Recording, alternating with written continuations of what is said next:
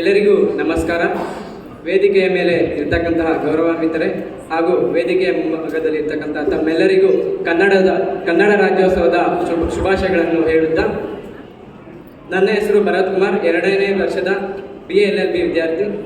ಇಂದಿನ ನಮ್ಮ ಅನಮ್ಯ ಅಮೋಘ ಕನ್ನಡ ರಾಜ್ಯೋತ್ಸವಕ್ಕೆ ನಾಡಿನ ಪ್ರಸಿದ್ಧ KS ಅಧಿಕಾರಿಗಳಾದಂತಹ ಶ್ರೀಯುತ ರಜನಿಕಾಂತ್ ಸರ್ ಅವರು ಆಗಮಿಸಿದ್ದಾರೆ.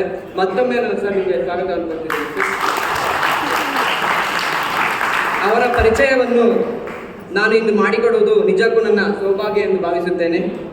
ಶ್ರೀ ರಜನಿಕಾಂತ್ ಸರ್ ಅವರು 1 ಜೂನ್ 1993ರಲ್ಲಿ ಸಣ್ಣ ಒಂದು ಗ್ರಾಮ ತಾಂಡ ಎಂಬತಕ್ಕಂಥ ಗ್ರಾಮದಲ್ಲಿ ರೈತನ ಮಗನಾಗಿ ಜನಿಸುತ್ತಾರೆ.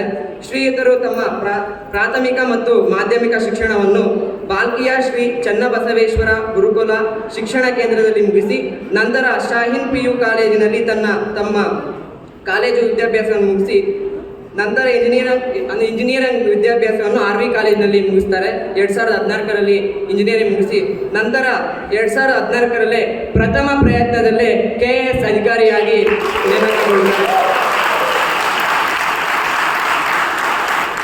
2014ರಲ್ಲಿ KS ಅಧಿಕಾರಿ ನೇಮಕಗೊಂಡು ಪ್ರವಾಸೋದ್ಯಮ ಇಲಾಖೆಯ ಉಪನಿರ್ದೇಶಕರಾಗಿ ಕಾರ್ಯನಿರ್ವಹಿಸುತ್ತಾರೆ 2 ವರ್ಷಗಳ ಕಾಲ.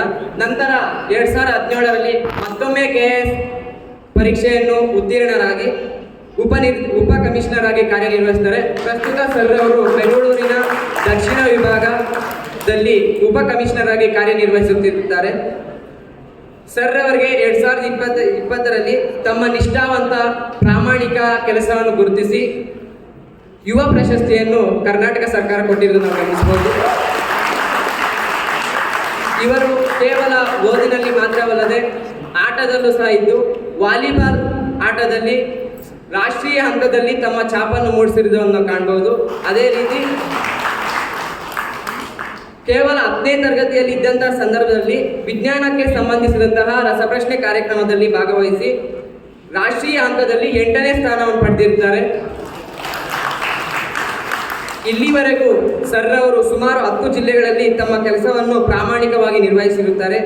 ಸದಾ ಜನರ ಯೋಗಕ್ಷೇಮಕ್ಕೆ ತುಡಿತ ಮತ್ತು ಬಡವರ್ಗದ ಜನರ ದಾರಿದೀಪವಾಗಿ ಕರ್ನಾಟಕದಾದ್ಯಂತ ತಮ್ಮ ಮಾರ್ಗದರ್ಶನ ನೀಡುವುದರ ಮೂಲಕ ಹೆಸರುವಾಸಿಯಾಗಿರುತ್ತಾರೆ. ಬಡತನ ಎಂಬುದು ಬದುಕಿಗೆ ಹೊರತು ಶಿಕ್ಷಣ ಮತ್ತು ಜ್ಞಾನಕ್ಕೆ ಅಲ್ಲ ಎಂಬುದಕ್ಕೆ ಶ್ರೀಯುತರು ಕನ್ನಡಿಯಾಗಿ ನಮ್ಮ ಮುಂದೆ ಇವತ್ತು ಇರುವುದಂತೂ ನಮ್ಮದು ತುಂಬ ಸೌಭಾಗ್ಯ. ನಾವು ಇವತ್ತು ಪಡೆದಿರ್ತಕ್ಕಂಥ ಸರ್ ಅವರ ಒಂದು ಕೆಲಸ ಅಂದರೆ ಸೇವೆಯನ್ನು ನಾನು ಗಮನಿಸಿದ ಸಂದರ್ಭದಲ್ಲಿ ಒಂದು ಸಾಲನ್ನು ಹೇಳಲಿಕ್ಕೆ ಇಷ್ಟಪಡುತ್ತೇನೆ. ಕೆಲವು ಅಧಿಕಾರಿಗಳು ಜನರೆಂದರೆ ಅಲರ್ಜಿ ಎಂದರೆ ನಮ್ಮ ಶ್ರೀಯುತ ರಜನಿಕಾಂತ್ ಸರ್ ಅವರು ಜನರೆಂದರೆ ನನ್ನ ಎನರ್ಜಿ ಅಂತ ಹೇಳ್ತಾ ನಮ್ಮ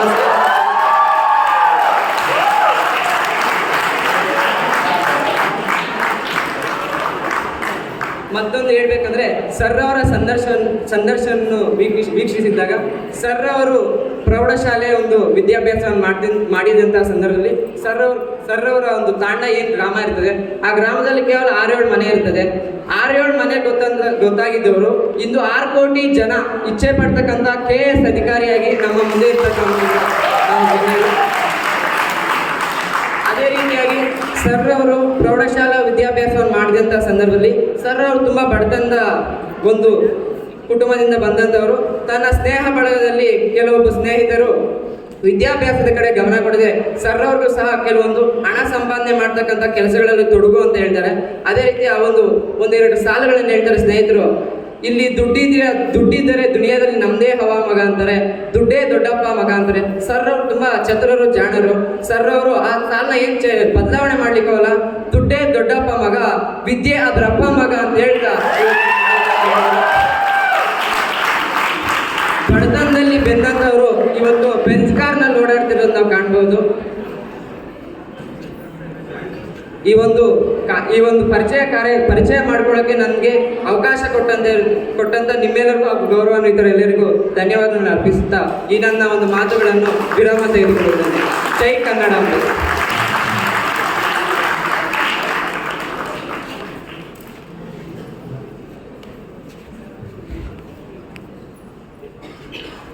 ಬೆಂಗಳೂರು ವಿಶ್ವವಿದ್ಯಾಲಯದಲ್ಲಿ ಇಂದು ಕನ್ನಡ ಕಲರವ 9ನೇ ಹಂತದ ಕಾರ್ಯಕ್ರಮಕ್ಕೆ ಮುಖ್ಯ ಅತಿಥಿಯಾಗಿ ಆಗಮಿಸಿರುವ ಖ್ಯಾತ ಚಲನಚಿತ್ರ ನಟರಾದ ಶ್ರೀನಗರ್ ಕಿಟ್ಟಿರವರೇ, ಪ್ರಾಂಶುಪಾಲರೇ, ಈ ಕಾರ್ಯಕ್ರಮದ ಮುಖ್ಯ ಕೇಂದ್ರ ಬಿಂದು ಆಗಿರುವ ಎಲ್ಲ ವಿದ್ಯಾರ್ಥಿನಿಯರೇ ಮತ್ತೆಲ್ಲ ಟೀಚರ್ಸ್, ಪ್ರೊಫೆಸರ್ಸ್, ಎಲ್ಲರಿಗೂ ನನ್ನ ನಮಸ್ಕಾರಗಳು. ನಾನು ಬಂದು ಬೆಂಗಳೂರು ಸೌತ್ ಉಪವಿಭಾಗದ ಅಧಿಕಾರಿಯಾಗಿ 1.5 ವರ್ಷ ಆಯಿತು. ಇದು ನಾನು ಮೊದಲನೆಯ ಕಾರ್ಯಕ್ರಮವನ್ನು ಅಟೆಂಡ್ ಮಾಡ್ತಾ ಇದ್ದೀನಿ. ಯೂಶುವಲಿ ನಮ್ಮ ಶೆಡ್ಯೂಲಲ್ಲಿ ಇವ್ರಿಗೆ ಗೊತ್ತಿದೆ, ಶಂಕರ್ ಅವರಿಗೆ, ಸಾಹೇಬರು ಎಷ್ಟು ಬ್ಯುಸಿ ಇರ್ತೀವಂತ. ಆದರೂ ಕೂಡ ಸರ್ ನೀವು ಬರಲೇಬೇಕು. ಸೊ ಎಲ್ಲ ಸ್ಟೂಡೆಂಟ್ಸನ್ನು ಇನ್ಸ್ಪಿರೇಷನ್ ಮಾಡಬೇಕು. ಯಾಕಂದರೆ ನಾನು ಇಲ್ಲಿಯ ತನಕ 10 ಜಿಲ್ಲೆಗಳಲ್ಲಿ ನಾನು ಕೆಲಸಗಳನ್ನು ಮಾಡಿದ್ದೇನೆ. ನಂದು 7 ವರ್ಷ ಸೇವೆಗಳನ್ನು ಕೂಡ ಸಲ್ಲಿಸಿದ್ದೇನೆ. ತುಂಬ ಕಿರಿಯ ವಯಸ್ಸಲ್ಲಿ ನಾನು ಒಬ್ಬ ಅಧಿಕಾರಿಯಾಗಿ, ಒಂದು ಜಿಲ್ಲೆ ಅಧಿಕಾರಿಯಾಗಿ ನಾನು ಕೆಲಸವನ್ನು ಕೂಡ ಮಾಡಿದ್ದೇನೆ. ನನ್ನ ತುಂಬ ಹೆಮ್ಮೆ ಆಗುತ್ತೆ. ಯಾಕೆಂತಂದರೆ ಇವಾಗಲೇ ನನ್ನ ಬಗ್ಗೆ ಪರಿಚಯ ಕೊಟ್ಟಿದ್ರು. ನಾನು ಹುಟ್ಟು ಬೆಳೆದದ್ದು ಒಂದು ತಾಂಡಾದಲ್ಲಿ. ಎಷ್ಟು ಮನೆಗಳು? ಕೇವಲ 7 ಮನೆಗಳು ಮಾತ್ರ. ಒಂದು ಮಾತಿದೆ, ಗುಡಿಸಲಲ್ಲಿ ಹುಟ್ಟಬೇಕು, ಅರಮನೆಯಲ್ಲಿ ಸಾಯಬೇಕಂತ ಹೇಳ್ತಾರೆ. ಗುಡಿಸಲಲ್ಲಿ ಹುಟ್ಟಬೇಕು, ಅರಮನೆಯಲ್ಲಿ ಸಾಯಬೇಕು. ಕೆಲವೊಬ್ರು ಏನು ಮಾಡ್ತಾರೆ, ನಾನು ಬಡತನದಲ್ಲಿ ಹುಟ್ಟಿದ್ದೀನಿ, ಏನು ಮಾಡಬೇಕು, ನಾನು ಕೂಡ ಶ್ರೀಮಂತ ಮನೆಯಲ್ಲಿ ಹುಟ್ಟಬೇಕು ಅಂತ ಎಷ್ಟು ಕಂಪ್ಯಾರಿಸನ್ ಸ್ಟಾರ್ಟ್ ಆಗುತ್ತೆ. ಯಾಕಂದರೆ ಬಡತನದಲ್ಲಿ ಹುಟ್ಟಿದಾಗ ಮಾತ್ರ ಆ ಮನುಷ್ಯನಿಗೆ ಹಸಿವು ಎಂಬುದರ ಬಗ್ಗೆ ಗೊತ್ತಾಗುತ್ತೆ. ಮನುಷ್ಯನಿಗೆ ಹಸಿವು ಗೊತ್ತಾಗದಾಗ ಏನೋ ಮಾಡಬೇಕು, ಸಾಧನೆ ಮಾಡಬೇಕು, ನಾನು ದುಡಿಯಬೇಕು, ನಾನು ಚೆನ್ನಾಗಿ ಓದಬೇಕು, ನಾನು ಚೆನ್ನಾಗಿ ಡಿಗ್ರಿ ಮಾಡಬೇಕು, ಮುಂದೆ ಒಂದು ಒಳ್ಳೆಯ ಅಧಿಕಾರಿ ಆಗಬೇಕು. ಅಧಿಕಾರಿ ಅಂತ ಅಷ್ಟೇ ಅಲ್ಲ, ತಾವು ಯಾವ ಫೀಲ್ಡಲ್ಲಿ ಇಂಟ್ರೆಸ್ಟೆಡ್ ಇದ್ದೀರಾ ಆ ಫೀಲ್ಡನ್ನು ತಾವು ಚೂಸ್ ಮಾಡಬೇಕಾಗುತ್ತೆ. ಈ ಮಾತನ್ನು ಯಾಕೆ ಹೇಳ್ತಾ ಅಂತಂದರೆ, ನನ್ನ ಜೊತೆಯಲ್ಲಿ ಓದಿದವರು ಕೂಡ ಇನ್ನೂ ಸ್ಟಡಿ ಮಾಡ್ತಾನೆ ಇದ್ದಾರೆ 7 ವರ್ಷಗಳಿಂದ.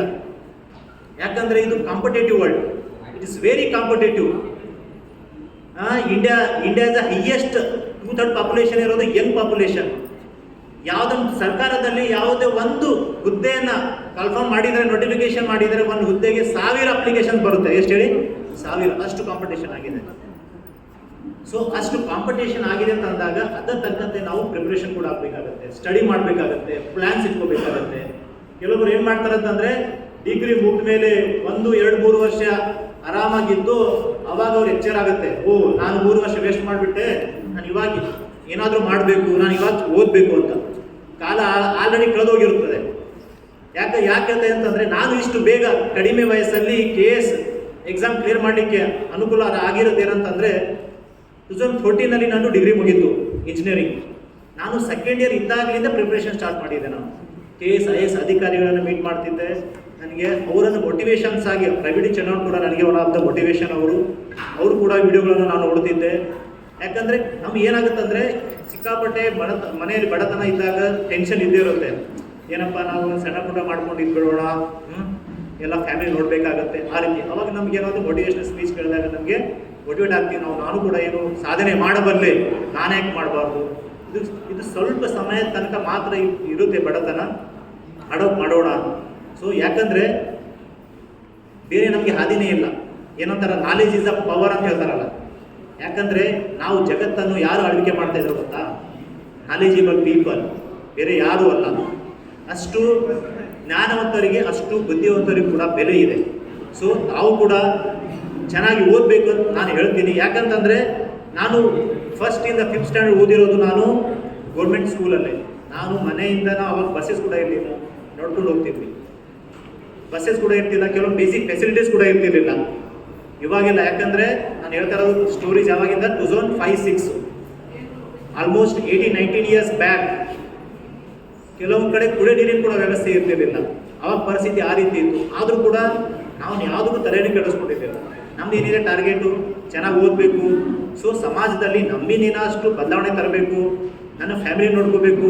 ಆಮೇಲೆ ಅಂತಂದರೆ ಒಂದು ಮಾತಿದೆ, ಯಾಕಂದರೆ ನಮ್ಮ ಭಾರತ ದೇಶದಲ್ಲಿ ಯಾಕಂದರೆ ಹಳ್ಳಿಗಳಿಂದ ದಿಲ್ಲಿ ಅಂತ ಕೇಳ್ತಾರೆ, ನನ್ನ ಹಳ್ಳಿಗಳು ಡೆವಲಪ್ಮೆಂಟ್ ಆಗಬೇಕು. ಹಳ್ಳಿಗಳ ಡೆವಲಪ್ಮೆಂಟ್ ಆದರೆ ಒಂದು ಜಿಲ್ಲೆ, ಒಂದು ರಾಜ್ಯ, ಒಂದು ರಾಷ್ಟ್ರ ಕೂಡ ಅಭಿವೃದ್ಧಿ ಆಗೋದಿಲ್ಲ.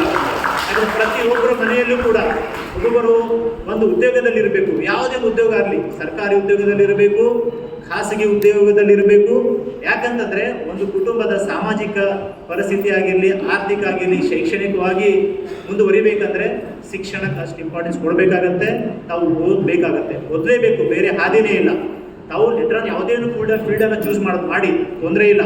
ಬಟ್ ನಿಮ್ಗೇನು ಬೇಸಿಕ್ ಏನಿರುತ್ತಲ್ಲ, ಸ್ಕೂಲ್ ಲೆವೆಲ್, PUC ಲೆವೆಲ್ ಏನು ಓದಿರ್ತೀರಲ್ಲ, ಅದೇ ನಿಮಗೆ ಕ್ಯಾರಿ ಫಾರ್ವರ್ಡ್ ಆಗೋದು. ಯಾಕಂದರೆ ನಾನು ಸ್ಕೂಲಲ್ಲಿದ್ದಾಗ ನಾವು ಓದೋದ್ರಲ್ಲೂ ಕೂಡ ಚೆನ್ನಾಗಿದ್ವಿ. ಅವಾಗ ನಾನು ಸ್ಕೂಲ್ ಲೀಡರ್ ಕೂಡ ಇದ್ದೆ. 1 to 5th ನನ್ನ ಭಾಷೆ ಲಂಬಾಣಿ, ಬಂಜಾರ. ನಮ್ಮ ಭಾಷೆಗೆ ಇನ್ನೂ ಲಿಪಿನೇ ಇಲ್ಲ. ನಾನು ಕನ್ನಡ ಮೀಡಿಯಮಲ್ಲಿ 1 to 5th ಸ್ಟ್ಯಾಂಡರ್ಡ್ ತನಕ ಓದಿದ್ದು ಬರೀತಿರ್ಲಿಲ್ಲ, ಮಾತಾಡಿ ಕೂಡ ಬರ್ತಿರ್ಲಿಲ್ಲ. 6th ಸ್ಟ್ಯಾಂಡರ್ಡಿಗೆ ಜಾಯ್ನ್ ಆಗಿ ನಾನು ಕ್ಲಾಸಲ್ಲಿ ಟಾಪರ್ ಇದ್ದೆ, 3rd ಸ್ಟ್ಯಾಂಡರ್ಡ್. ದೆನ್ 10th ಅಲ್ಲಿ ಔಟ್ ಆಫ್ ಕನ್ನಡ 125 124 ತೊಗೊಂಡಿದ್ದೀನಿ. I was a district topper. SSLC ಅಲ್ಲಿ I been representated national science ಕ್ವಿಜಲ್ಲಿ 8th ರ್ಯಾಂಕ್ ಕೂಡ ಪಡೆದೆ ನಾನು. ಆಮೇಲೆ ವಾಲಿಬಾಲ್ ಕೂಡ ಸ್ಟೇಟ್ ಲೆವೆಲ್ 4 ಟೈಮ್ ನಾನು ರಿಪ್ರೆಸೆಂಟ್ ಮಾಡಿದೆ. ಅಂದರೆ ಅವಾಗ ಲೀಡರ್ಶಿಪ್ ಕ್ವಾಲಿಟೀಸ್ ನಿಮಗೆ ಸ್ಕೂಲಲ್ಲಿದ್ದಾಗ ಏನು ಮಾಡಿರ್ತಿಲ್ಲ, ಅದು ನಿಮಗೆ ಕ್ಯಾರಿ ಫಾರ್ವರ್ಡ್ ಆಗುತ್ತೆ. ಆ ವ್ಯಾಲ್ಯೂಸ್ ನೀವು ಇನ್ಕಲ್ಕೇಟ್ ಮಾಡ್ಕೋಬೇಕಾಗತ್ತೆ. We cannot build any thing over night. So ಲೈಫಲ್ಲಿ ಏನಂತಂದರೆ ಸ್ಟಡಿ ಜೊತೆಯಲ್ಲಿ ಸ್ಪೋರ್ಟ್ಸು ಕೂಡ ಇರಬೇಕು. ಸೊ ನಾನೇನಂತಂದರೆ ನಾನು ಅಲ್ಲಿ ಸ್ಪೋರ್ಟ್ಸಿಗೂ ಅಷ್ಟೇ ಇಂಪಾರ್ಟೆನ್ಸ್ ಕೊಡ್ತಿದ್ದೆ, ಸ್ಟಡಿಗೂ ಅಷ್ಟೇ ಇಂಪಾರ್ಟೆನ್ಸ್ ಕೊಡ್ತಿದ್ದೆ. ಆಮೇಲೆ PUCಯಲ್ಲಿ ಬಂದಾಗ ಕೂಡ ಯಾವಾಗೂ ಕೂಡ ನಾನು PCMB, ಔಟ್ ಆಫ್ PCMB ಕೂಡ ಏನು ಮಾಡಿದೆ ಅಂತಂದರೆ 98 ಮಾರ್ಕ್ಸ್ ತೊಗೊಂಡೆ ನಾನು, ಡಿಸ್ಟ್ರಿಕ್ಟಲ್ಲಿ ಟಾಪರ್. ನಮ್ಮ ಇಂಜಿನಿಯರಿಂಗ್ ಆರ್ಮಿ ಕಾಲೇಜಿಗೆ ಮೆಡಿಕಲ್ ಕೂಡ ಆಗಿತ್ತು, ಟಾಪ್ ಮೋಸ್ಟ್ ಕಾಲೇಜಿಗೆ BMC ಕೂಡ ಆಗಿತ್ತು. ನಾನು ತೊಗೊಂಡಿರಲಿಲ್ಲ. ಏನಂತಂದರೆ ನಾನು PUC ಆದಮೇಲೆ ನಮಗೆ ಅಶೋಕ್ ದಾಸ್ DC ಇದ್ದರು ಎಲ್ಲಿ ಬೀದರಲ್ಲಿ. ಅವರೇ ನಮಗೆ ಮೋಟಿವೇಶನ್, ಅಂದರೆ ನಮಗೆ ತಿಂಗಳಿಗೆ ಒಂದ್ಸಲ ಮೋಟಿವೇಶನಲ್ ಸ್ಪೀಚ್ ಎಲ್ಲ ಕೊಡ್ತಿದ್ರು. ಸೊ ನಾವು ಯಾಕೆ IAS ಬರೀಬಾರ್ದು, ನಾವು ಯಾಕೆ KS ಬರೀಬಾರ್ದು ಅಂತ ಒಂದು ಅಲ್ಲಿಂದ ನನಗೆ ಚಿಗುರು ಬೆಳೆಯಿತು. ನಾನು IAS KS ಎಕ್ಸಾಮ್ ಬರೀಬೇಕು. ಯಾಕಂದ್ರೆ ನನಗೆ ಎಷ್ಟಾಗುತ್ತೆ ಅಷ್ಟು ನಾನು ಸಮಾಜಕ್ಕೆ ನಾನು ಸೇವೆಯನ್ನು ಕೊಡಬೇಕು. ಅದು ಒಂದು ಉದ್ದೇಶದಿಂದ ಮಾತ್ರ ನಾನು ಇಂಜಿನಿಯರಿಂಗನ್ನು ಚೂಸ್ ಮಾಡಿದೆ. ಇಂಜಿನಿಯರಿಂಗ್ ಸೆಕೆಂಡ್ ಇಯರಿಂದ ನಾನು ಪ್ರಿಪ್ರೇಷನ್ ಸ್ಟಾರ್ಟ್ ಮಾಡಿದೆ. 14ನಲ್ಲಿ ನನಗೆ ಇಂಜಿನಿಯರಿಂಗ್ ಮುಗೀತು. 14ನಲ್ಲಿ ಫಸ್ಟ್ ಅಟೆಂಪ್ಟ್ನಲ್ಲಿ ಫಸ್ಟ್ ನೋಟಿಫಿಕೇಶನ್ ಆಯಿತು. KS exam notification, prelims, mains interview. I was youngest KS officer ಆ ಬ್ಯಾಚಲ್ಲಿ. ಯಾಕಂದರೆ ಪ್ರೀ ಪ್ಲ್ಯಾನ್ ಪ್ರಿಪ್ರೇಷನ್ ಇತ್ತು. 1 or 2 years ಬಿಫೋರಿಂದ ನನಗೆ ಪ್ರಿಪ್ರೇಷನ್ ಇತ್ತು. ಆ ಉದ್ದೇಶದಿಂದ ನಾನು ಡಿಸಿಪ್ಲಿನ್ ಆಗಿ ಸ್ಟಡಿ ಮಾಡಿದೆ. ಅದಕ್ಕೆ ನಾನು ಏನು ಮಾಡೋದಂತ KS ಫಸ್ಟ್ ಅಟೆಂಪ್ಟಲ್ಲಿ ಕ್ಲಿಯರ್ ಮಾಡಿಕಾಯಿತು. But assistant commissioner is revenue department top most post. But ಅವಾಗ ನಾನು ಡಿಸ್ಟ್ರಿಕ್ಟ್ ಆಫೀಸರ್ ಸೆಲೆಕ್ಟ್ ಆಗಿದ್ದೆ. ಸೊ ಇನ್ನೂ ನನಗೇನಂತಂದರೆ ಇನ್ನೂ ಸ್ವಲ್ಪ ಮಾರ್ಕ್ಸ್ ತೊಗೋಬೇಕಿತ್ತು. ಸೊ ಟಾಪ್ ರ್ಯಾಂಕಲ್ಲಿ ಬರಬೇಕಂತ ಹೇಳ್ಬಿಟ್ಟು ಸೊ ಮತ್ತೊಮ್ಮೆ ನಾನು KS ಬರೆದೆ. ಅವಾಗ ಡಿಸ್ಟ್ರಿಕ್ಟ್ ಆಫೀಸರ್ ಟೂರಿಸಂ ಡಿಪಾರ್ಟ್ಮೆಂಟಲ್ಲಿ ಯಾದಗಿರಿಯಲ್ಲಿ ಕೆಲಸ ಮಾಡಿದೆ. ಸೊ ಅಲ್ಲಿ ಕೂಡ ನನ್ನ ವರ್ಕ್ ಮೇಲೆ ಕೂಡ ಡಾಕ್ಯುಮೆಂಟರಿ ಕೂಡ ಆಗಿದೆ. ಬೋನಾಡ್ ಬರ್ಡ್ ಸೆಂಚುರಿ ಏನಿದೆಯಲ್ಲ, ಕರ್ನಾಟಕ ಲಾರ್ಜೆಸ್ಟ್ ಬರ್ಡ್ ಸೆಂಚುರಿ ಅಂತ ಡಿಕ್ಲೇರ್ ಆಗಿರೋದು. ಯಾಕಂದರೆ ಯಾದಗಿರಿ ಅಂದರೆ ಒಂದು ಹಿಂದುಳಿದ ಜಿಲ್ಲೆ ಅಂತ ಕರೀತೀವಿ. ಸೊ ಅಲ್ಲಿ ಇಷ್ಟು ಪೊಟೆನ್ಷಿಯಲ್ ಇದೆ. ಸೊ ಅಲ್ಲಿ ನಾವು ರೆಕಗ್ನೈಸೇಷನ್ ಮಾಡಬೇಕಾಗತ್ತೆ. ಆ ಕೆಲಸ ಮಾಡೋದು ನಮಗೆ ಇಂಟ್ರೆಸ್ಟ್ ಬೇಕು ಅಲ್ಲಿ ಕೂಡ. ಸೊ ನಾನು ಅಲ್ಲಿ ಹಿಂದುಳಿದ ಜಿಲ್ಲೆಯಲ್ಲಿ ಕೂಡ ಕೆಲಸವನ್ನು ಮಾಡಿ ನಾನು Bonal bird sanctuary, Karnataka state largest bird sanctuary ಆಯಿತು. ಫಾಸ್ಟ್ ಟೂರಿಸಂ ಪ್ಲೇಸಸ್ ಕೂಡ ಡೆವಲಪ್ಮೆಂಟ್ ಮಾಡಿದೆ. ಮೀನ್ ಮೇಲೆ ನಾನು ಪ್ರಿಪ್ರೇಷನ್ ಕೂಡ ಕಂಟಿನ್ಯೂಷನ್ ಇತ್ತು. ಮತ್ತೊಮ್ಮೆ KS ಬರೆದೆ. Assistant commissioner revenue department select ಆದೆ. I got 34 rank in the state. ತಗೊಂಡು revenue department top most department in the Karnataka state. ಯಾಕಂದರೆ ನಾವೇ time for the AC revenue try ಮಾಡ್ತಿದ್ದೆ. SDM ಸಬ್ ಡಿವಿಷನಲ್ ಮ್ಯಾಜಿಸ್ಟ್ರೇಟ್ ಅಂತ ಕರಿತೀನಿ. ನೆಕ್ಸ್ಟ್ ಪ್ರಮೋಷನ್ ADC DCL ಆಗ್ತಾರೆ 10-11 years ಆದಮೇಲೆ. So ನಮ್ದು ಹೆಂಗೆ ಪ್ರಿಪ್ರೇಷನ್ ಇತ್ತು ಅಂತಂದರೆ ದಿನಾಲು ಮಿನಿಮಮ್ 8 to 9 ಅವರ್ಸ್ ಸ್ಟಡಿ ನಂದು. ಎಷ್ಟು 8 to 9 ಅವರ್ಸ್ ಎವ್ರಿ ಡೇ. ಒಂದು ನಿಮಿಷ ಕೂಡ ನಾನು ವೇಸ್ಟ್ ಮಾಡ್ತಿದ್ದೆ. ಯಾಕಂದರೆ ಎಷ್ಟು ನಮಗೆ 300 ಪೋಸ್ಟ್ ಅಪ್ಲಿಕೇಶನ್ ಎಷ್ಟು ಆಗ್ತಿದ್ರು ಅಂತ 4 ಲಕ್ಷ ಜನ ಅಪ್ಲಿಕೇಶನ್ಸ್ ಆಗ್ತಿದ್ರು. 300 ಪೋಸ್ಟಿಗೆ 4 ಲಕ್ಷ ಅಪ್ಲಿಕೇಶನ್ಸ್ ಆಗ್ತಿದ್ರು. ಸೊ ದಿನಾಲು 8 to 9 ಅವರ್ಸ್ ಪ್ರಿಪ್ರೇಷನ್ ಇತ್ತು. ಕ್ಲಾಸಸ್ ಹೋಗ್ತಿದ್ವಿ. ಆಮೇಲೆ ಕ್ಲಾಸಸ್ ಕೇಳುವಾಗಲೂ ಕೂಡ ಕಾನ್ಸಂಟ್ರೇಷನಿಂದ ಕ್ಲಾಸಸ್ ಕೇಳ್ತೀವಿ, ನೋಟ್ಸ್ ಬರಿತಿದ್ದೀವಿ. ಮತ್ತು ಈವ್ನಿಂಗ್ ಬಂದು ಕೂಡ ರಿವಿಷನ್ ಮಾಡ್ತಿದ್ವಿ. ಆಮೇಲೆ ಎಕ್ಸಾಮ್ ಟೈಮಲ್ಲಿ ಕೂಡ ಟೆಸ್ಟ್ ಸೀರೀಸಲ್ಲಿ ಅಟೆಂಡ್ ಮಾಡ್ತಿದ್ದೀವಿ. ಸೊ ಅವು ಕೂಡ ನಾನು ಹೇಳೋದಂತಂದರೆ ಈಗಿನಿಂದ ತಾವು ಪ್ರಿಪ್ರೇಷನ್ ಮಾಡಿ, IAS KS ಪ್ರಿಪ್ರೇಷನ್ ಮಾಡಿ. ಕೆಲವೊಬ್ಬರು ಯಾರು ಬಡತನದಲ್ಲಿ ಇದ್ದರೂ ಕೂಡ ಸರ್ಕಾರದಿಂದ ಕೆಲವೊಂದು ಏನು ಯೋಜನೆಗಳಿದೆ, ನಿಮಗೆ ರಿಸರ್ವೇಷನ್ ಕೂಡ ಇದೆ. ಯಾಕಂದರೆ ಬ್ಯಾಕ್ವರ್ಡ್ ಕ್ಲಾಸ್ ಡಿಪಾರ್ಟ್ಮೆಂಟಿಂದ ಸೋಷಿಯಲ್ ವೆಲ್ಫೇರ್ ಡಿಪಾರ್ಟ್ಮೆಂಟ್ನ ಕೂಡ ತಮಗೆ ಎಕ್ಸಾಮ್ ಕರೀತಾರೆ. ಸೊ ಅಲ್ಲಿ ತಾವು ಎಕ್ಸಾಮ್ ಸೆಲೆಕ್ಷನ್ ಆಗಿದ್ದರೆ ನಮಗೆ ಫ್ರೀ ಕೋಚಿಂಗ್ ಕೂಡ ಇದೆ. IAS, KS, prelims, mains, interview ಜೊತೆಯಲ್ಲೂ ಕೂಡ ನಮಗೆ ತಿಂಗಳಿಗೆ ಸ್ಟೈಪೆಂಡ್ ಕೂಡ ಸಿಗುತ್ತೆ. ಈ ಆಪರ್ಚುನಿಟಿ ಯಾರು ಕೂಡ ಮಿಸ್ ಮಾಡ್ಲಿಕ್ಕೆ ಹೋಗ್ಬೇಡಿ. ಸೊ ತಾವು ಯಾವ ಫೀಲ್ಡಲ್ಲಿ ಇಂಟ್ರೆಸ್ಟ್ ಇದ್ದೀರಾ ತಾವು ಇವಾಗಲೇ ನಾವು ಚೂಸ್ ಮಾಡಬೇಕು, ಅದನ್ನು ಪ್ಯಾಷನೇಟ್ಲಿ ಮಾಡಬೇಕು. ಸುಮ್ಮನೆ ಯಾರೋ ಹೇಳ್ತಾರೋ ಅಂತ ಹೇಳಿ IAS ಮಾಡ್ತೀನಿ KS ಮಾಡ್ತೀನಿ ಅಂತ ಹೇಳಬಾರ್ದು. ಯಾಕಂದರೆ IAS KS ಎಕ್ಸಾಮ್ ಕ್ಲಿಯರ್ ಮಾಡೋದು ಅಷ್ಟೇ ಡಿಫಿಕಲ್ಟ್ ಇದೆ, ಬಟ್ ಜೊತೆಲಿ ಇಂಟ್ರೆಸ್ಟ್ ಕೂಡ ಬೇಕು. ಕೆಲವರು ಅಂತಾರೆ ಅದು ಇಂಟೆಲಿಜೆಂಟ್ ಈಗಿನವ್ರು ಮಾತ್ರ ಮಾಡ್ತಾರೆ ಅಂತ. ಹಂಗೇನಿಲ್ಲ. ನಾನು ಬೀದರ್ದಲ್ಲಿ ಓದಿನವನು, ಗೌರ್ಮೆಂಟ್ ಸ್ಕೂಲಲ್ಲಿ ಓದಿನವನು, ಆರ್ವಿ ಕಾಲೇಜ್ ಅಡ್ಮಿಷನ್ಸ್ ತೊಗೊಂಡೆ. ಆಮೇಲೆ ನಾನು ಕೂಡ ಫಸ್ಟ್ ಅಟೆಂಪ್ಟ್ ಯಾರು ಕ್ಲಿಯರ್ ಮಾಡಿ ನಾನು ಫಸ್ಟ್ ಅಟೆಂಪ್ಟಲ್ಲಿ ಕ್ಲಿಯರ್ ಮಾಡಿದೆ. ಆ ರೀತಿ ಏನಿಲ್ಲ. So it all about your hard work, dedication, perseverance ಯಾವ ರೀತಿ ಇದಿರ್ತಾರೆ. ಪ್ಯಾಷನೇಟ್ಲಿ ತಾವು ಮಾಡಿದರೆ 100% ಕ್ಲಿಯರ್ ಮಾಡ್ತೀರಿ. ಇವನ್ 35% ಯಾರಿದ್ದಾರೆ ಅವರು ಕೂಡ ಎಲಿಜಿಬಲ್ ಇದ್ದಾರೆ ಇದಕ್ಕೆ. ಅವರು ಕೂಡ ಕೆಲವೊಬ್ಬರು ಬಹಳಷ್ಟು ವಿದ್ಯಾರ್ಥಿಗಳು ಕೂಡ KS ಅನ್ನು ಕ್ಲಿಯರ್ ಮಾಡಿದ್ದಾರೆ. ಆಮೇಲೆ ಬಹಳಷ್ಟು ಗ್ರಾಮೀಣ ಭಾಗದಿಂದ ಬಂದವರು ಕೂಡ ಅವರಿಗೆ ಏನಂದರೆ ಸ್ವಲ್ಪ ಹಸಿವು ಜಾಸ್ತಿ. ಹಸಿವು ನಾವು ಏನಾದರೂ ಮಾಡಬೇಕು, ಸಾಧನೆ ಮಾಡಬೇಕು, ಸಮಾಜಕ್ಕೆ ಏನಾದರೂ ಕೊಡುಗೆ ಕೊಡಬೇಕು, ಒಬ್ಬ ದೇಶದ ಒಳ್ಳೆ ನಾಗರಿಕನಾಗಬೇಕು ಅನ್ನೋದು ಅವ್ರ ಹತ್ರ ಆ ಛಲ ಇರುತ್ತೆ. ಅದು ಎಲ್ಲರ ಹತ್ರ ಇರಬೇಕು. ಆ ದೇಶಭಕ್ತಿ ಅನ್ನೋದೇನಿದೆ ಅಂತಂದರೆ ಅದು ಎಲ್ಲರ ಹತ್ರ ಇರಬೇಕು. ಯಾವುದೇ ಸಾರ್ವಜನಿಕರ ಆಸ್ತಿಯನ್ನು ಕೂಡ ಇದು ನಮ್ಮೆಲ್ಲರ ಆಸ್ತಿ ಅಂತ ಹೇಳ್ಬಿಟ್ಟು ನಾವು ಅದನ್ನು ಕಾಪಾಡಬೇಕಾಗತ್ತೆ. ಸೊ ಪ್ರತಿಯೊಬ್ಬರು ಕೂಡ ಈ ದೇಶದ ಅಭಿವೃದ್ಧಿಗೆ ನಾವು ದುಡಿಬೇಕಾಗತ್ತೆ. ಸೊ ಪ್ರತಿಯೊಬ್ಬರು ಕೂಡ ಏನು ಮಾಡಬೇಕಂದ್ರೆ ಯಾರೊಬ್ಬ ತಪ್ಪು ಮಾಡ್ತಾರೆ ಅಂತಂದರೆ ತಾವು ಹೇಳಬೇಕು, ಈ ರೀತಿ ಮಾಡ್ತಾ ಇದ್ದಾರೆ ಅಂತ. ತಾವು ತಪ್ಪು ಈ ರೀತಿ ಮಾಡಬಾರ್ದು. ಯಾಕಂದರೆ ಎಷ್ಟೋ ಜನ ತಪ್ಪು ಮಾಡ್ತಾರೆ ಗೊತ್ತಿರಲ್ಲ, ಅಜ್ಞಾನವಂತರು ಇರ್ತಾರೆ. ನಾವು ಜ್ಞಾನವನ್ನು ಪ್ರಸರಿಸುವಂಥ ಕೆಲಸವನ್ನು ಮಾಡಬೇಕು. ಸೊ ಒಳ್ಳೆ ಕೆಲಸ ಮಾಡಿ ಆಮೇಲೆ ತಾವು ಕೂಡ ತಮ್ಮ ಏನಿದೆ ಗೋಲ್ ಅನ್ನೋದು ಇವಾಗಿಂದ ತಾವು ಎನಿ ಟೈಮ್. ನಾನು ಏನಂತಂದರೆ ಅಲ್ಲಿ ನಾನು ಯೂಟ್ಯೂಬಲ್ಲಿ ಭಾಳಷ್ಟು ವಿಡಿಯೋಸ್ಗಳಿದೆ. ನಾನು ಮುಂಚೆ ಆಲ್ಮೋಸ್ಟ್ ರವಿಡಿ ಚಾನಲ್ ಸರ್ ಜೊತೆ ಕೂಡ ಭಾಳಷ್ಟು ಪ್ರೋಗ್ರಾಮ್ ಕೂಡ ಕೊಟ್ಟಿದ್ದೀನಿ. 10,000 ವಿದ್ಯಾರ್ಥಿಗಳನ್ನು ನಾವು ಬಾಗಲಕೋಟೆ, ಬಿಜಾಪುರ, ರಾಯಚೂರು, ಬಳ್ಳಾರಿ, ಹುಬ್ಳಿ, ಧಾರವಾಡ ಕಡೆ ಬಹಳಷ್ಟು ವಿದ್ಯಾರ್ಥಿಗಳನ್ನು ಕೂಡ ಮೋಟಿವೇಶನ್ ಮಾಡಿದ್ದೀವಿ. ಎಲ್ಲೋ ಒಂದು ಕಡೆ ನಾವು ಕೂಡ ನಮಗೂ ಯಾರು ಮೋಟಿವೇಶನ್ ಮಾಡಿದ್ದಾರೆ, ನಾವು ಅಧಿಕಾರಿಗಳಾಗಿದ್ದೀವಿ. ತಮಗೂ ಕೂಡ ಏನಂತಂದರೆ ನಾನು ಎಷ್ಟು ಬಿಸಿ ಇದ್ರೂ ಕೂಡ, ಎಷ್ಟು ಬಿಸಿ ಶೆಡ್ಯೂಲಲ್ಲಿ ಇದ್ರೂ ಕೂಡ ನಾನು ಬರಬೇಕು. ಯಾಕಂದರೆ ನಂದು ಯೂಶುವಲಿ ಏನೋ ಇಂಟ್ರಾಕ್ಷನ್ ಇದ್ದೇ ಇರುತ್ತೆ. ನಾನು ರಾಯಚೂರಲ್ಲಿದ್ದಾಗ I was assistant commissioner. Compulsory weekly twice ನನಗೆ ಸ್ಕೂಲ್ ವಿಸಿಟ್, ಹಾಸ್ಟೆಲ್ ವಿಸಿಟ್ ಎಲ್ಲ ಇರ್ತಿತ್ತು. ಆಮೇಲೆ ಅವ್ರು ಏನಂದರೆ ಮೋಟಿವೇಶನ್ಸ್ ಮಾಡ್ತಿದ್ದೆ ಕಂಪಲ್ಸರಿ ವೀಕ್ಲಿ. ಅವರಿಗೆ ಅಂದರೆ 1 hour ಕ್ಲಾಸಸ್ ತಗೊಳ್ಳೋದಾಗಿರಲಿ, ಹೇಳೋದಾಗಿರಲಿ. ಆಮೇಲೆ ಸಬ್ ಡಿವಿಷನ್ ಮ್ಯಾಜಿಸ್ಟ್ರೇಟ್ ಅಂದರೆ ನಾವು ಎಲ್ಲೂ ಬೇಕಾದ ವಿಸಿಟ್ ಕೊಡ್ಬೋದು. ಎಲ್ಲೂ ಏನೋ ತಪ್ಪು ಬಂದಿದೆ ಅಂತಂದರೆ ಇಮಿಡಿಯೇಟ್ ಆಗಿ ಆ್ಯಕ್ಷನ್ ಕೂಡ ತಗೊಳ್ಳೋಷ್ಟು ಪವರ್ಸ್ ಇದೆ. ಯಾಕಂದರೆ ನಾ ಯಾಕಷ್ಟು ಪ್ರೌಡಾಗಿ ಹೇಳ್ತೀನಿ ಅಂತಂದರೆ, ನಾನು ಒಂದು ಅಧಿಕಾರಿ ಆದಾಗ ಇದು ಕೇಸ್ ಕ್ಲಿಯರ್ ಮಾಡಿದಾಗ ಅದು ಹೆಮ್ಮೆ ಅದೂರು. ಯಾಕಂದರೆ ನನಗೆ ಅಲ್ಲಿ ನಾನು ಬೆಂಗಳೂರಿನ ಬೀದರ್ಗೆ ಹೋದಾಗ ಅಲ್ಲಿ ಎಲ್ಲ ಜನ ರಿಸೀವ್ ಮಾಡಿಕೊಂಡ್ರು. ಆ ಮೆರವಣಿಗೆಗಳು, ಸನ್ಮಾನಗಳು. ನಾನು ಇಲ್ಲಿ ತನಕ ಒಂದು 300-400 ಹಳ್ಳಿಗಳಲ್ಲಿ ಮೆರವಣಿಗೆ ಕೂಡ ಮಾಡಿದ್ದಾರೆ. ಅದರಷ್ಟು ಹೆಮ್ಮೆದು ಯಾವುದೂ ಇಲ್ಲ, ಎಷ್ಟೇ ದುಡ್ಡು ಕೊಟ್ಟರು ಬರೋಂಗಿಲ್ಲ. ಯಾಕಂದರೆ ನಮ್ಮ ಅಪ್ಪ ಅಮ್ಮ ಪ್ರೌಡ್ ಹೇಳ್ಕೊತಾರೆ, ನನ್ನ ಮಗ ಯಾರು ಮನೆ ನೋಡಿದ್ರೆ ಏನಂತಾರೆ, DC ಸಾಹೇಬರ ಮನೆ ಅಂತ ಹೇಳ್ತಾರೆ. ಅದು ಪ್ರೌಡ್, ಅದು ಯಾವುದಕ್ಕೂ ಬೆಲೆ ಕಟ್ಟಲಿಕ್ಕಾಗಲ್ಲ. ಯಾಕಂತಂದರೆ ನಾವು ಎಲ್ಲರೂ ಹೋಗ್ತೀವಲ್ಲ, ಅಸಿಸ್ಟೆಂಟ್ ಕಮಿಷನರ್ ಸಾಹೇಬರಪ್ಪ, ದಟ್ ಹ್ಯಾಪಿನೆಸ್ ಇಸ್ ಡಿಫ್ರೆಂಟ್. ಎಷ್ಟು ಖುಷಿಯಾಗುತ್ತೆ ಗೊತ್ತಲ್ಲ. ಎಷ್ಟೋ ಪ್ರೋಗ್ರಾಮ್ಗಳು ಅಟೆಂಡ್ ಮಾಡಿದ್ದೀವಿ. ಎಷ್ಟೋ ನಮ್ಮನ್ನು ಇನ್ಸ್ಪಿರೇಷನ್ ಆಗಿ ಕೂಡ ಕೆಲವೊಬ್ಬರು KS ಕೂಡ ಕ್ಲಿಯರ್ ಮಾಡಿದ್ದಾರೆ, PS ಆಗಿದ್ದಾರೆ, ವಿಡಿಯೋಗಳು ಕೂಡ ಆಗಿದ್ದಾರೆ. ಸೊ ನಾನು ನಿಮ್ಮನ್ನು ಯಾಕೆ ಹೇಳ್ತಾ ಅಂತಂದರೆ, ತಾವು ಕೂಡ ಚೆನ್ನಾಗಿ ಓದಿ ಒಳ್ಳೆ ಅಧಿಕಾರಿ ಆಗಿದ್ದರೆ ನಿಮ್ಮ ಹೆಸರು ಇರುತ್ತೆ, ಸಮಾಜ ಒಳ್ಳೆ ಗೌರವ ಇರುತ್ತೆ, ನಿಮ್ಮನ್ನು ರೆಕಗ್ನೈಸ್ ಮಾಡ್ತಾರೆ, ನಿಮ್ಮ ಅಪ್ಪ ಅಮ್ಮ ರೆಕಗ್ನೈಸ್ ಮಾಡ್ತಾರೆ, ನಿಮ್ಮ ಹಳ್ಳಿಗಳನ್ನು ರೆಕಗ್ನೈಸ್ ಆಗುತ್ತೆ. ಆಮೇಲೆ ನಿಮ್ಮ ನೋಡಿ ಬೇರೆಯವರು ಕೂಡ ಬೆಳೀತಾರೆ. ಆ ಉದ್ದೇಶದಿಂದ ಹೇಳ್ತಾ ಇರೋದು. ಆಮೇಲೆ ತಾವು ಕೂಡ ನಮಗೆ ಏನಾದರೂ ಪ್ರಿಪ್ರೇಷನ್ ರಿಗಾರ್ಡಿಂಗ್ ಏನಾದರೂ ಹೆಲ್ಪ್ ಬೇಕಂದ್ರೂ ಕೇಳಿ, ತೊಂದರೆ ಇಲ್ಲ. IAS ಪ್ರಿಪ್ರೇಷನ್ ಆಗಿರಲಿ, KS ಪ್ರಿಪ್ರೇಷನ್ ಆಗಿರಲಿ, ಯಾವುದೇ ರೀತಿ ಗೈಡೆನ್ಸ್ ಕೇಳೋದಾಗಿರಲಿ ಕೂಡ ಅದಕ್ಕೆ ನಾನು I am ready to help you.